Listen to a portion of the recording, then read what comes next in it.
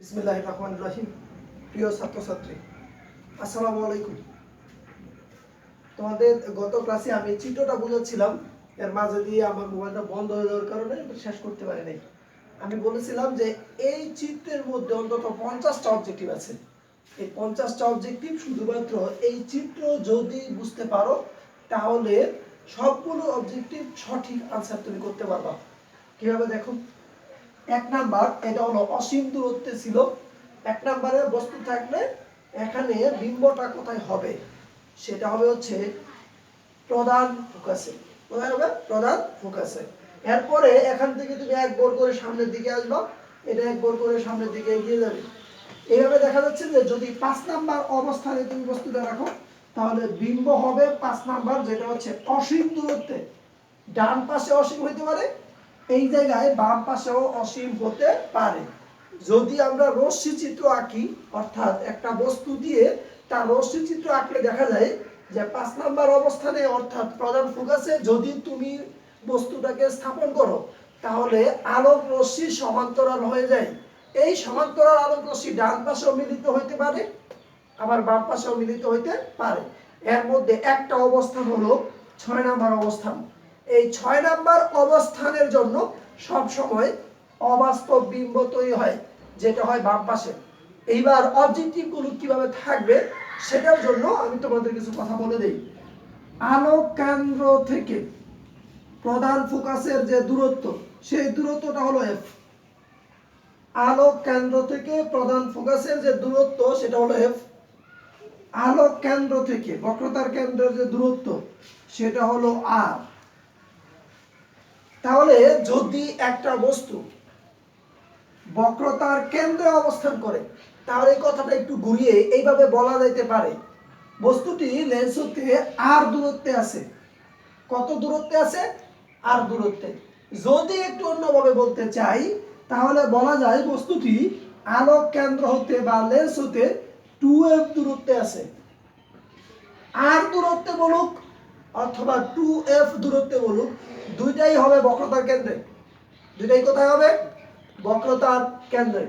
এইবার যদি আবার এইভাবে বলে বস্তুটি বক্রতার কেন্দ্রের বাইরে হলে, বক্রতার কেন্দ্রের বাইরে কিন্তু দুইটা অবস্থান আছে, একটা হলো অসীম, আবার আরেকটা হলো বক্রতার কেন্দ্র অসীমের মাঝে। যদি বক্রতার কেন্দ্রের বাইরে বলে তাহলে তোমরা ধরে নিবা এটা হলো 2 নাম্বার অবস্থান, যেটাকে অসীম বলা হবে না। অসীমের জন্য নির্দিষ্ট করে বলে দিব অসীম দূরত্বে। তাহলে বক্রতার কেন্দ্রের বাইরে অথবা যদি বলে 2f এর বাইরে তাহলে আমরা বুঝবো 2 নাম্বার অবস্থান। তাহলে এইগুলোর মাধ্যমে অবজেক্টিভ আসতে পারে। যদি আমি একটা অবজেক্টিভের নমুনা বলি তোমাদের, একটি বস্তু f ও 2f এর মাঝে অবস্থিত হলে বিম্বের অবস্থান কোথায় হবে? বিম্বের অবস্থান কোথায় হবে? অবজেক্টিভে 4টা অপশন দেওয়া থাকবে, তোমরা এখান থেকে দেখে বলো। f ও 2f, এখানে হলো f আর এটা হলো 2f। f ও 2f মানে হচ্ছে বক্রতার কেন্দ্র ও প্রধান ফোকাসের মাঝে 4 নম্বর অবস্থানে। 4 নম্বর অবস্থানে বস্তু রাখলে এখানে বিম্বের অবস্থান হবে বক্রতার কেন্দ্র ও অসীমের মাঝে। তাহলে এখান থেকে আমরা সহজেই এটার উত্তর পেয়ে যাব। অবজেক্টিভ ধরে ধরে মুখস্থ করার কোনো মানে নেই, এখান থেকে বিভিন্নভাবে অবজেক্টিভ তৈরি করা যায়। তারপরে আরো কিছু ইনফরমেশন তোমাদের লাগবে, সেই ইনফরমেশনগুলো আমি এখন দিচ্ছি। 1 2 3 4 বিম্ব, বাস্তব ও উল্টা। 1 2 3 4, এই 4টা বিম্বই হবে যেগুলো হচ্ছে ডান পাশে, সেইগুলো হবে বাস্তব। আর সকল বাস্তব বিম্ব হবে উল্টা। সকল বাস্তব বিম্ব কি হবে? উল্টা। যদি আমি 5 নাম্বার অবস্থানের কথা বলি সেটা হবে বাস্তব ও উল্টা অথবা অবাস্তব ও সোজা। 5 নাম্বার অবস্থানের সম্ভাবনা দুইটা, হইতে পারে বাস্তব, যদি বাস্তব হয় তাহলে হবে উল্টা, আবার হইতে পারে অবাস্তব, যদি অবাস্তব হয় তাহলে হবে সোজা। তাহলে বাস্তব ও উল্টা অথবা অবাস্তব ও সোজা। যদি 6 নম্বর অবস্থানের কথা আমরা বলি, 6 নম্বর অবস্থানের জন্য সব সময় তোমরা সবাই জানো অবাস্তব ও সোজা, এটা সম্ভাবনা একটাই। 6 নম্বর অবস্থানের জন্য অবাস্তব ও সোজা, আর কোনো সম্ভাবনা এই জায়গায় নাই। এরপরে যেটা আছে দেখো, 1 নাম্বার হচ্ছে অতি খর্বিত, 2 নাম্বারটা হবে খর্বিত, 3 নাম্বার হবে সমান, 4 নাম্বার হবে বিবর্ধিত, 5 নাম্বার অতি বিবর্ধিত, 6 নাম্বার হবে বিবর্ধিত। দেখো এখান থেকে কি কি পাওয়া যায়। 1 নাম্বার অসীম দূরত্বে থাকলে এটা হবে প্রধান ফোকাসে, এটা হবে অনেক ছোট একটা বিম্ব, এই জন্য লিখলাম অতি খর্বিত। 2 নাম্বার যেটা বক্রতা কেন্দ্রের বাইরে, সেটা হবে এই জায়গায়, এটা হবে খর্বিত মানে ছোট, খুব বেশি ছোট হবে এরকম বলা যাবে না। 3 নাম্বারের জন্য হয়ে যাবে সমান, 4 নাম্বারের জন্য হয়ে যাবে এই যে এখানে 4 নাম্বারের জন্য বড় মানে বিবর্ধিত, 5 নাম্বারের জন্য হবে অনেক বড়, যেটা ডান পাশে বা বাম পাশে যে পাশে হোক অনেক বড়, আর 6 নাম্বারের জন্য হবে বড় বা বিবর্ধিত।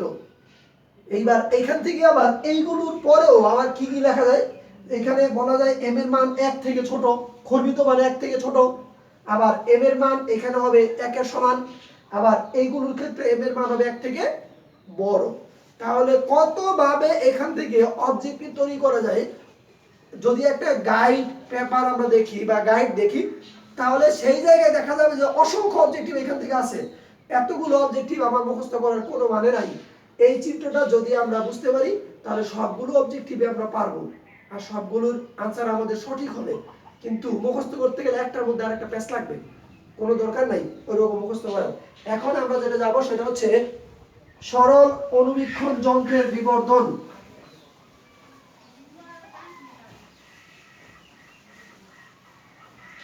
আমরা আগের ক্লাসে বুঝেছিলাম বিবর্ধন কি, আজকে আমরা যেটা বুঝবো সেটা হলো সরল অনুবীক্ষণ যন্ত্রের বিবর্ধন।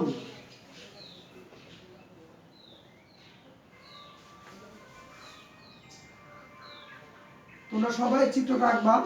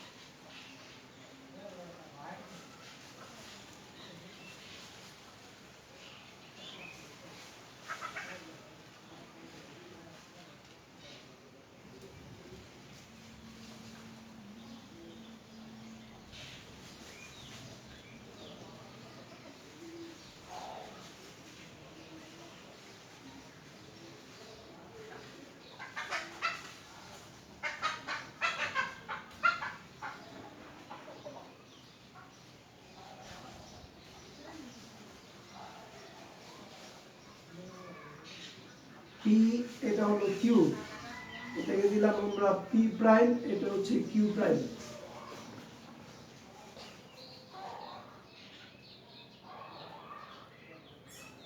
আমরা যদি লেন্সের সামনে একটা বস্তু রাখি 6 নম্বর অবস্থানে, তোমরা অবশ্যই খেয়াল করতেছো, আমরা বলেছিলাম সরল অনুবীক্ষণ যন্ত্রের মধ্যে লেন্স থাকবে একটা। সরল অনুবীক্ষণ যন্ত্রের মধ্যে লেন্স থাকবে কয়টা? একটা। এই একটা লেন্সের মাধ্যমে সেখানে কিভাবে বিম্বকে বড় করা হয় বা একটা বস্তুর বিম্ব কিভাবে বড় করে দেখা যায় সেটা আমরা এখন দেখব। তো এই জায়গায় তোমাদের প্রথমে যেটা বুঝতে হবে সেটা হচ্ছে আমি কোন অবস্থানে এই বস্তুটাকে রাখবো, 1 নাম্বার, 2 নাম্বার, 3, 4 না 5 নাকি 6। আমি সরাসরি এখানে 6 নাম্বার অবস্থানে বস্তুটা রেখেছি। কেন? বাস্তবতার সাথে মিল রেখে আমাদের কথা বলতে হবে। যদি আমরা মুখস্থ করতে যাই তাহলে কিন্তু এটা আমাদের মনে থাকবে না। আমি বাস্তব জীবনে যে উদাহরণটা দিয়েছিলাম সেটা হচ্ছে, একজন গণক যখন তোমার হাত দেখে, হাত দেখার সময় যে ম্যাগনিফাইং গ্লাসটা ব্যবহার করে, সেই গ্লাসটার মাধ্যমে তোমার হাতটা থাকে ম্যাগনিফাইং গ্লাসের নিচে। হাতটা কোথায় থাকে? ম্যাগনিফাইং গ্লাসের নিচে। এবার ম্যাগনিফাইং গ্লাসের ভিতর দিয়ে যখন তাকায় তখনও কিন্তু যে বিম্বটা সে দেখতে পায় সেটাও ম্যাগনিফাইং গ্লাসের নিচেই থাকে, সেটা ম্যাগনিফাইং গ্লাসের উপরে চলে আসে না। তাহলে যেই পাশে বস্তু বিম্ব হবে সেই পাশে। আমি আবারও ক্লিয়ার করি, বস্তুটা তুমি যেই পাশে রাখবা বিম্বটাও হবে সেই পাশে। যদি একই পাশে হয় তাহলে অবশ্যই সেই বিম্বটা হবে অবাস্তব, অবশ্যই সেই বিম্বটা কি হবে? অবাস্তব। আর লেন্সের ক্ষেত্রে অবাস্তব বিম্ব তৈরি হওয়ার একটা মাত্র অবস্থান আছে, সেই অবস্থান হলো 6 নাম্বার অবস্থান। সেই অবস্থান হলো 6 নাম্বার। তাহলে আমার আগের গুলোতে ট্রাই করে কোনো দরকার নাই, আমি সরাসরি 6 নাম্বার অবস্থানে বস্তুটা রাখবো। এই 6 নাম্বার অবস্থানে বস্তু রাখলে কিভাবে বিম্ব হয় সেটা আমি দেখব। এখানে আমি পি কিউ একটা বস্তু নিলাম, পি কিউ বস্তুর কিউ বিন্দু থেকে একটা সমান্তরাল আলোক রশ্মি নিলাম, প্রধান অক্ষের সমান্তরাল। আমরা জানি প্রধান অক্ষের সমান্তরাল আলোক রশ্মি প্রধান ফোকাস দিয়ে যায়, তাহলে এখান থেকে দ্বিতীয় প্রধান ফোকাস দিয়ে আলোক রশ্মিটা চলে গেল। আমি যদি আরেকটা আলোক রশ্মি আলোক কেন্দ্র বরাবর দেই, আলোক কেন্দ্র বরাবর দিলে সেই আলোক রশ্মিটা কোনো দিকে বাঁকা হয় না, সোজা চলে যায়। আমরা দেখতে পাচ্ছি এখানে দুইটা আলোক রশ্মি, দুইটা আলোক রশ্মি এদিক থেকে চলে যাচ্ছে। যে দুইটা আলোক রশ্মি সারা জীবন বর্ধিত করলেও তারা কোনো একটা বিন্দুতে মিলিত হবে না। এই কারণে আমরা এই দুইটা আলোক রশ্মিকে পিছনের দিকে বর্ধিত করলাম। বর্ধিত করার পরে দেখলাম তারা কিউ প্রাইম বিন্দুতে মিলিত হয়। এই কিউ প্রাইম বিন্দুতে মিলিত যদি হয় তাহলে আমাদের কাছে মনে হবে এই আলোক রশ্মিগুলো কিউ প্রাইম বিন্দু থেকে যাচ্ছে, আর এই কিউ প্রাইম বিন্দুকে বলা হবে কিউ বিন্দুর অবাস্তব বিম্ব। এখন আমরা যেটা করব সেটা হচ্ছে কিউ প্রাইম থেকে প্রধান অক্ষের উপর কিউ প্রাইম পি প্রাইম লম্ব টানলাম। এই কিউ প্রাইম পি প্রাইম এই বিম্বটাকে বলা হবে পি কিউ বস্তুর অবাস্তব বিম্ব। তাহলে আমরা এখানে বিম্বটা পেয়ে গেলাম। এখন আমরা যেটা করব সেটা হচ্ছে বিবর্ধনের রাশিমালা বের করব। তোমরা জানো আলোক কেন্দ্র থেকে এই দূরত্বটা হলো বস্তুর দূরত্ব, আলোক কেন্দ্র থেকে এই দূরত্বটা হলো বিম্বের দূরত্ব, আলোক কেন্দ্র থেকে প্রধান ফোকাসের দূরত্বটা হলো এফ, যেটাকে বলা হয় ফোকাস দূরত্ব। আমরা জানি 1/u plus 1/v equal to 1/f। এখানে ইউটা হলো বস্তুর দূরত্ব, ভিটা হলো বিম্বের দূরত্ব, আর এফটা হলো ফোকাস দূরত্ব। এই জায়গায় আমরা যেটা করব মাইনাস ভি দিয়ে উভয় পক্ষকে ভাগ করে দিলাম। Minus v by u plus minus v by v equal to minus v by f, বা m minus 1 equal to minus v by f, বা m equal to 1 minus v by f. বিম্ব অবাস্তব বলে ভি ইকুয়াল টু হবে minus v. এখানে আমরা দেখতে পাচ্ছি বিম্বটা অবশ্যই অবাস্তব, আর অবাস্তবের জন্য বিম্বের দূরত্ব হবে নেগেটিভ। যদি নেগেটিভ হয় m equal to 1 minus minus v by f, সুতরাং m equal to 1 plus v by f. এখানে এটা হলো বিবর্ধনের রাশিমালা। এই জায়গায় এমটা হলো যন্ত্রের বিবর্ধন, ভিটা হলো বিম্বের দূরত্ব, এফটা হলো ফোকাস দূরত্ব। এইবার যদি বিম্ব স্পষ্ট দর্শনের নিকটতম বিন্দুতে হলে ভি ইকুয়াল টু হবে ডি। যদি বিম্বটা স্পষ্ট দর্শনের নিকটতম বিন্দুতে হয়, তোমরা সবাই জানো স্পষ্ট দর্শনের নিকটতম বিন্দু বলতে কি বোঝায়? সর্বনিম্ন যে দূরত্বে আমরা একটা বস্তুকে স্পষ্ট দেখতে পাই সেই দূরত্বটাকে বলা হয় স্পষ্ট দর্শনের নিকটতম দূরত্ব। তুমি এবার বলতে পারো যে স্যার আমি এই জায়গায় স্পষ্ট দেখতে পারি, এই জায়গায়ও দেখতে পারি, এই জায়গায়ও দেখতে পারি, কোনটা হবে? সবচেয়ে কম যে দূরত্ব সেটাকে বলা হয় স্পষ্ট দর্শনের নিকটতম দূরত্ব। স্বাভাবিকভাবে স্বাভাবিক চোখের ক্ষেত্রে স্পষ্ট দর্শনের নিকটতম দূরত্ব হলো 25 সেন্টিমিটার। কত সেন্টিমিটার? 25 সেন্টিমিটার। এইবার এই জায়গায় দেখো, যদি 25 সেন্টিমিটার হয় কেউ কেউ দাবি করবে স্যার আমি আরো কাছে নিয়ে আসলেও দেখতে পারি, কিন্তু আরো কাছে যদি নিয়ে আসা হয় তাহলে বুঝতে হবে তোমার চোখে ত্রুটি আছে। আর যদি ত্রুটি না থাকে তাহলে কতক্ষণ ধরে রাখলে দেখবা কপালে ব্যথা লাগে, কপালে একটা যন্ত্রণা হচ্ছে, তাহলে এটাকে স্পষ্ট দর্শনের নিকটতম দূরত্ব বলা যাবে না। তাহলে স্পষ্ট দর্শনের নিকটতম দূরত্ব হলো 25 সেন্টিমিটার যদি হয়, তাহলে আমাদের সমীকরণটা দাঁড়ায় m = 1 + d/f। এইটা হলো আমাদের বিবর্ধনের রাশিমালা। কার ক্ষেত্রে? সরল অনুবীক্ষণ যন্ত্রের ক্ষেত্রে। তাহলে এটা দিয়ে আমরা এখন একটা অঙ্ক করব, অঙ্ক করার পরে নতুন টপিকে যাব।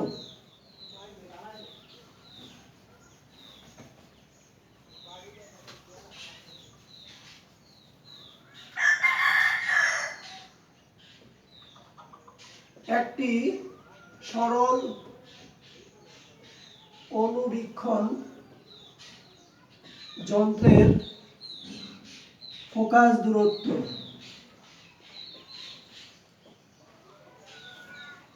35 সেন্টিমিটার, যন্ত্রের বিবর্ধন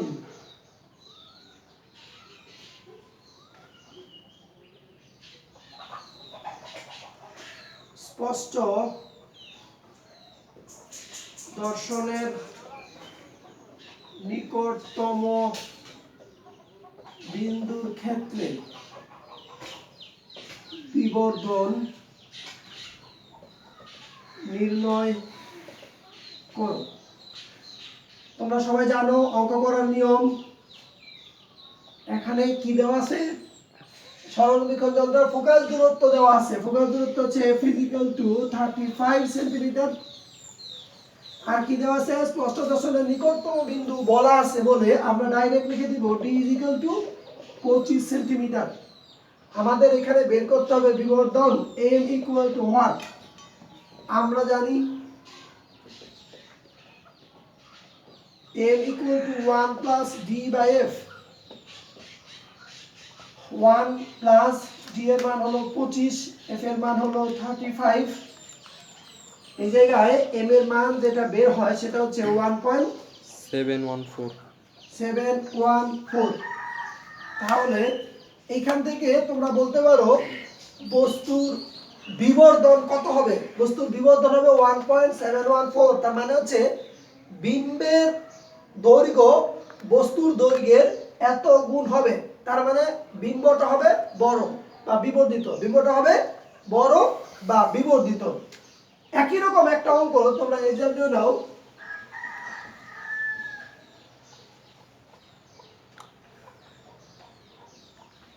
40 সেন্টিমিটার স্পষ্ট দর্শনের নিকটতম বিন্দুর ক্ষেত্রে বিবর্ধন নির্ণয় করবা।